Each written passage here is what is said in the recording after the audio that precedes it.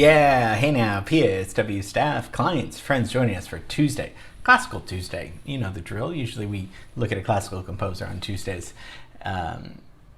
Yesterday we looked at Jason and the Argonauts, your film scoring assignment. So get that into me by today. We'll see the results for Friday. Instead of focusing on the battle, I really want to focus on the pre-battle, the pre-war of those creepy skeletons coming up. So I know it's going to be, so make it kind of scary, creepy. I don't know. We'll figure it out. We'll see it on Friday. Today we'll talk about a composer that I've been wanting to get to. There's no shortage of great composers, and this guy's. I know the name. I don't really know that much of his work because, although I was trained in piano, I never played his pieces because I wasn't good enough to. So he was known to be probably the greatest piano player that ever lived. And I'm sure Rex will enjoy this too, hearing this class. So today we're going to be talking about the Hungarian composer, Franz Liszt.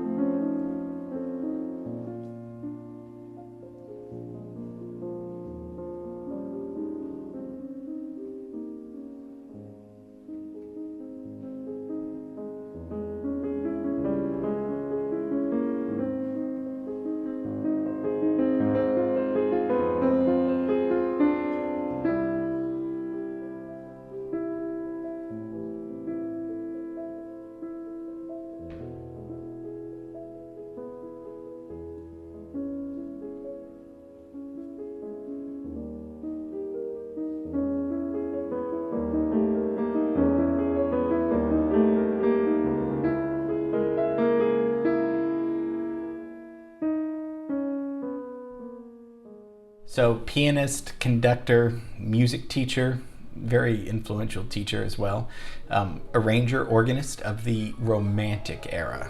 We know all about the Romantic era. What century is that? 19th century, right? That's when Romantic music was flourishing. So he was, he wrote for the piano, but also wrote a lot for the orchestra and other ensembles, but probably best known for his piano music. And also, we're going to take a look at, I think he was the first rock star. There was something called Listomania, not WrestleMania, Listomania, that was coined when he was performing because he did some very innovative things. So we'll do a rundown of his life. We're going to listen and watch some beautiful performances.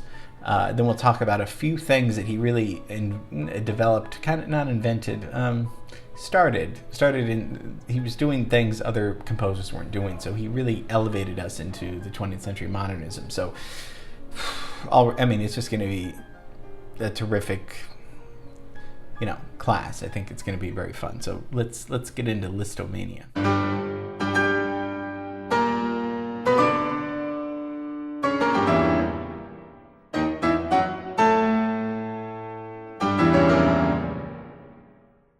So he's born in 1811, dies in 1886. So let's bring up our timeline because he's born just a year after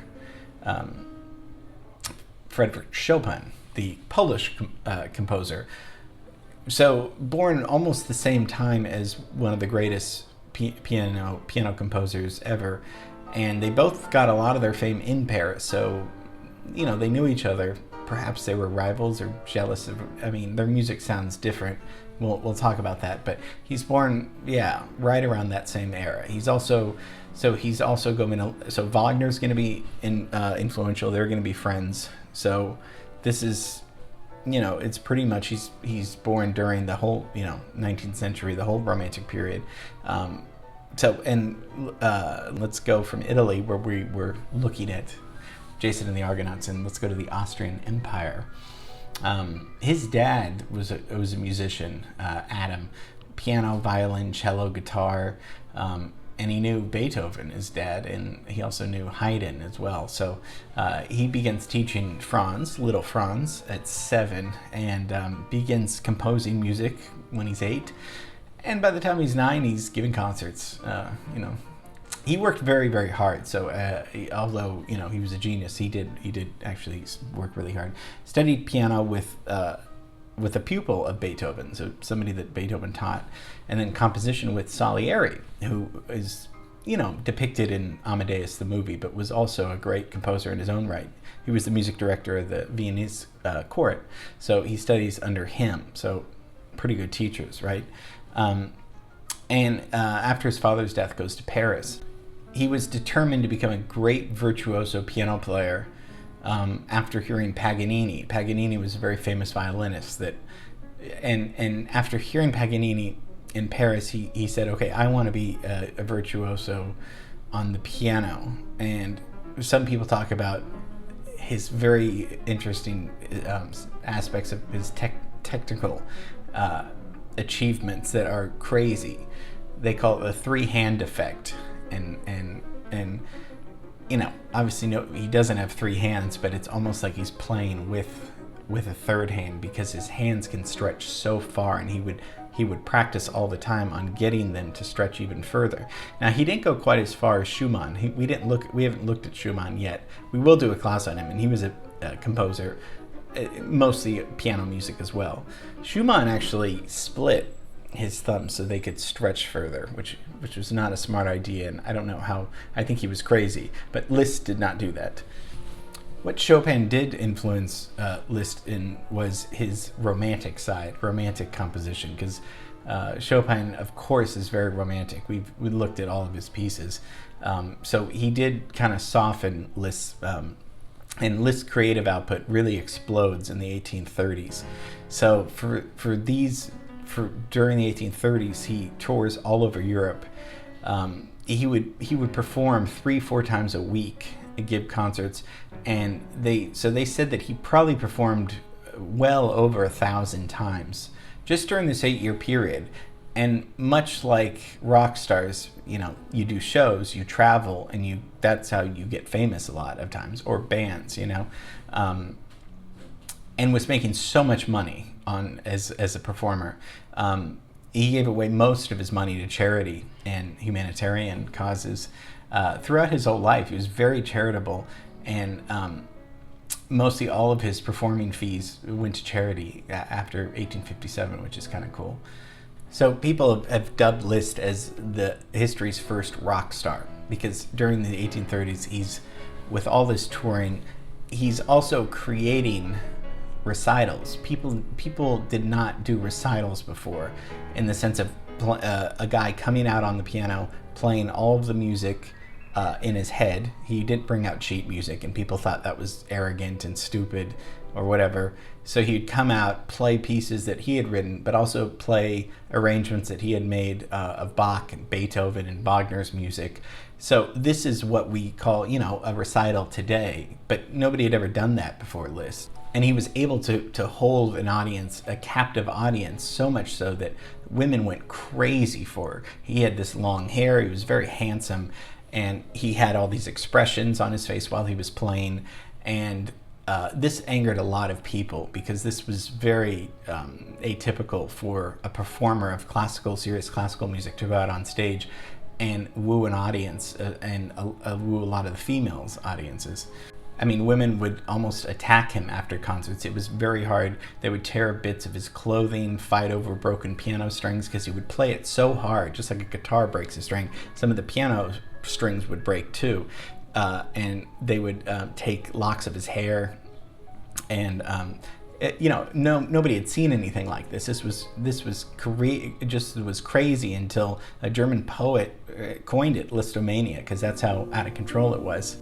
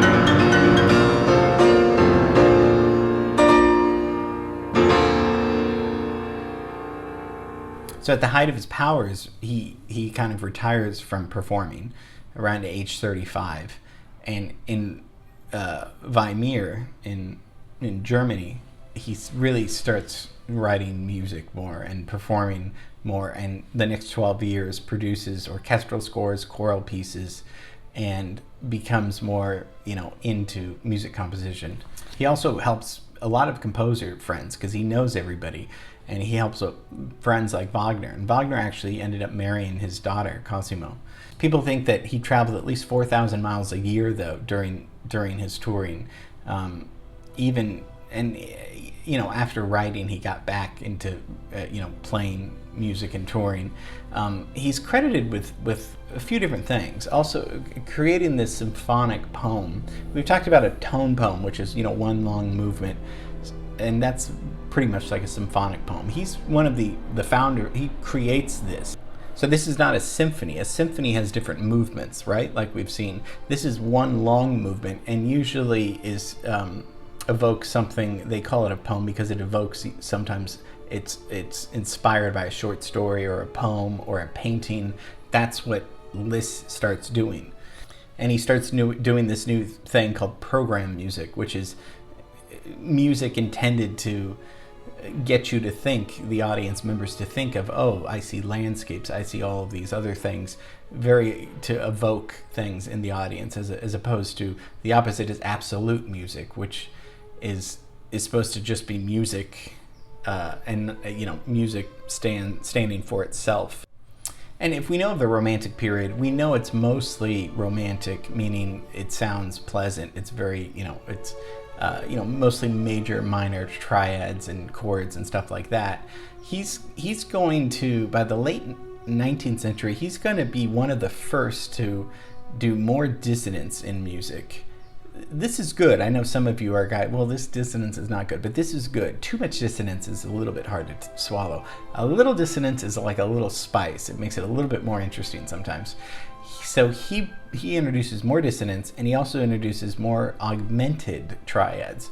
Augmented means to make it, to augment something means to raise it a little bit. I mean, if you just take a C major triad, usually you augment the fifth, and so the fifth is G, right? So an augmented C augmented chord is G sharp. So you get this sound instead of just a triad. You get this sound, and it becomes a whole different sound. Probably the most famous, so many famous pieces. My favorite, The Fountains of the Via d'Este, composed in 1877. This is not way before, but this is before Debussy and Ravel. I mean, listen to how much this sounds like early Impressionism music that's coming in the late 19th century.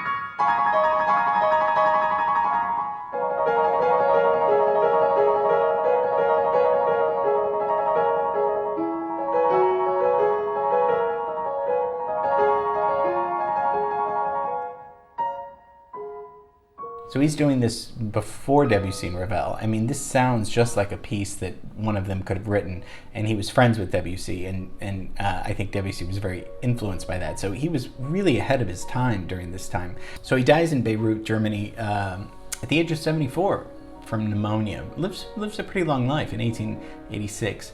Just a genius composer, and now we know the first rock star. It wasn't Jimi Hendrix, it wasn't Elvis Presley, it was Franz Liszt. There was Listomania.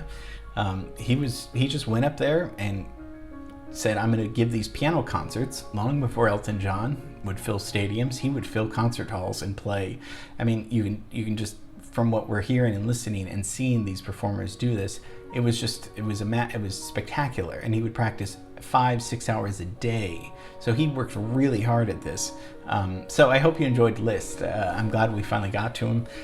I mean, a genius, to say the least. Yeah, so That's it for today. I'll see you tomorrow. Can't wait. We got something special planned. And have a great day. Make it a great day. Okay, love you. See you tomorrow. Bye.